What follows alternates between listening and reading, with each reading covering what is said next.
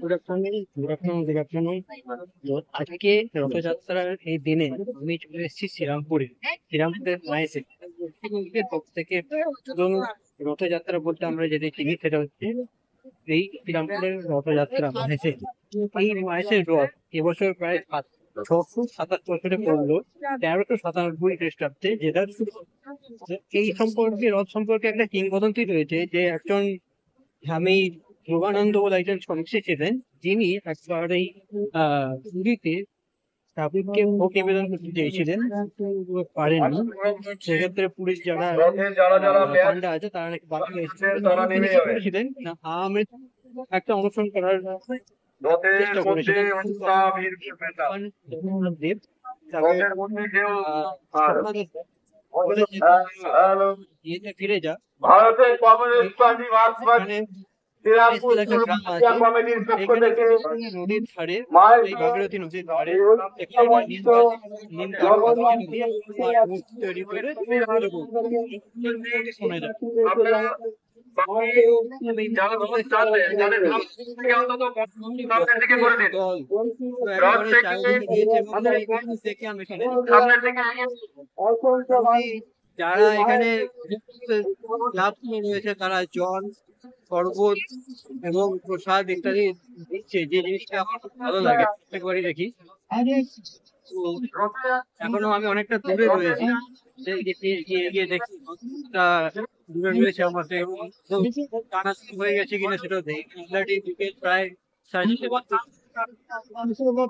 প্রত্যেককে দেখার দায়িত্ব কিন্তু আমাদের নিজেদের সেই দায়িত্ব নিতে হবে। কেউ কোনো রকম প্রমাণ করবে না, ছাড়াছাড়ি করবে না। তো ফাইনালি আমি এই মুহূর্তে রথের একদম সামনে চলে এসেছি এবং রথ টানা এখন শুরু হয়নি, খুব তাড়াতাড়ি শুরু হয়ে যাবে। দেখাই করে শোনা যাচ্ছে না, তবু চেষ্টা করবো যতটা যায় আর কি।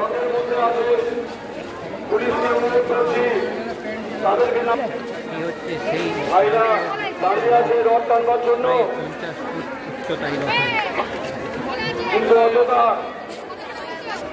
পরবর্তীকালে ঠাকুর শ্রীরামকৃষ্ণদেব মা শারদাকে নিয়ে কবি গিরিশচন্দ্রকে নিয়ে একাধিকবার এখানে এসে নৃত্য কীর্তন করেছে। যেহেতু আমাদের রথযাত্রা নির্বিঘ্নে সুসম্পন্ন করার জন্য আমরা আবেদন করছি, যাদের কাছে রথের উপরে যারা উঠেছেন